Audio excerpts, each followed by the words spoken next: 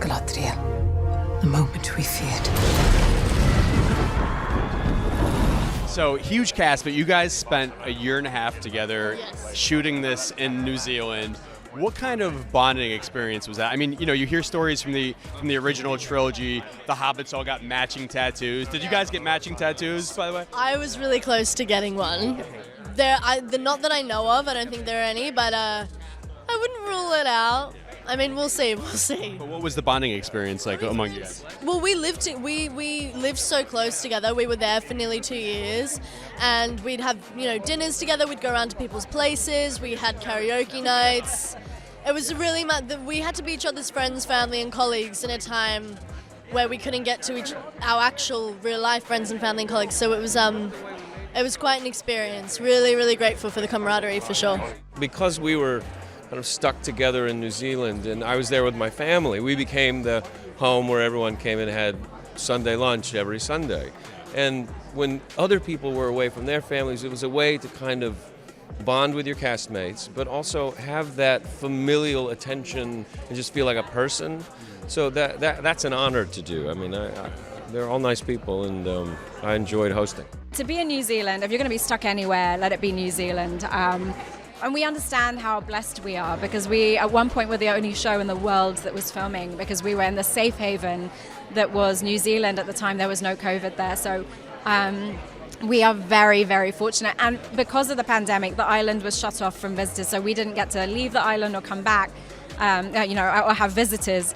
So basically we were stuck there for a good part of 2 years, and we had to lean on each other and depend on each other. So by default, we became family, and and that's what a fellowship is people who have to sort of support each other through an adventure. Every Sunday we'd go for dinners and things like that, and we'd always socialise, because we were sort of the only people we had.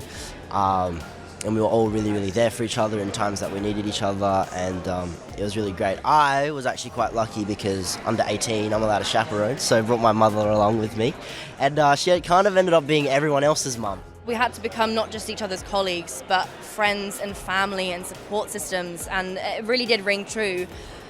I have such a love for this cast, and I really hold them deeply within my heart. And, we would have, dinners together where, 20 of us would try and get a table, which was impossible in a restaurant, just so many things like that. And we'd go on holidays together, or we'd have Sunday lunches, and we're really, really close. Yeah, there's a true fellowship, no question. So many people came from all over the world and spent a lot of time far from their homes to make this, and I think that encouraged a strong bond. They had to create a family.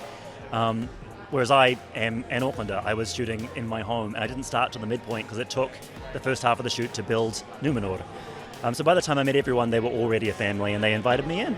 This is going to be the most eclectic fellowship we've ever seen, right? It feels like the series is progressing when it comes to ethnicity, when it comes to gender. I mean, how much of a sort of point of pride was that for you guys as creators of this series to sort of to bring new faces in a new world into this world that's existed for so long, but we've never seen look quite like this? It's a huge point of pride. I mean, I think we're talking about a global show and a global audience. This is now the reality. This is not about taking the narrow view. And to me, this is about inviting people in and being expansive. And if you're going to tell this story in 2022, this to me feels like the only way to tell it, the only way to represent it. And I think people are going to be really happy. They've been hungry to sort of see full representation in this world, because at the end of the day, this story is very much about people of all different backgrounds coming together for common cause to fight, the common enemy. And that very much relates to where we're at today. So that to me is just the natural progression of things. It's just what I would expect it to be. It's just, really exciting to have, for it to be more representative of the world that we live in. And I just hope that the industry, not just our show, but the industry just continues to become more inclusive and representative of the world we live in. So I'm really grateful to be a part of that. Every woman has agency on this show. Every female character is not there to serve the male characters around her.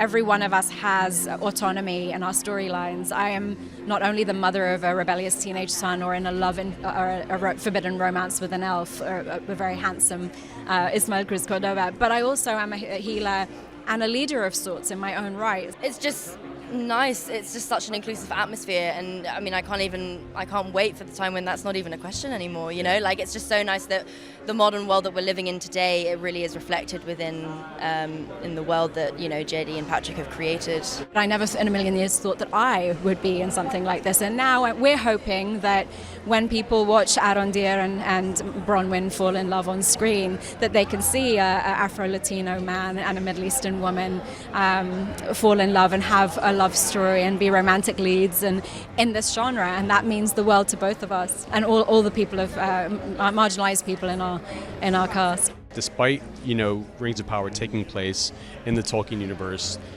fantasy world long ago with creatures of all types, there's a lot of themes that are going to be relevant to what is actually happening in the real world. Like what can you say about that aspect? Like what is it about the show that reminds you of the sort of the reality that we all live in? We all live with. Well, I think that's the beautiful thing about Tolkien, is that the essence of his work sort of will forever be related to what we go through and what endures in like human life.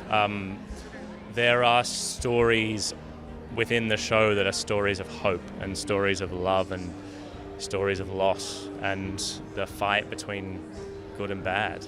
And I think that within this vast world of high fantasy, it's these human stories that sort of bring you in and really make you feel things when you watch the show. There are a lot of connections you can draw between, you know, refugees or the climate crisis, but that's not the intention of the show. It's just Tolkien. You know, he understood the human experience in a deep way, and that translates into his work.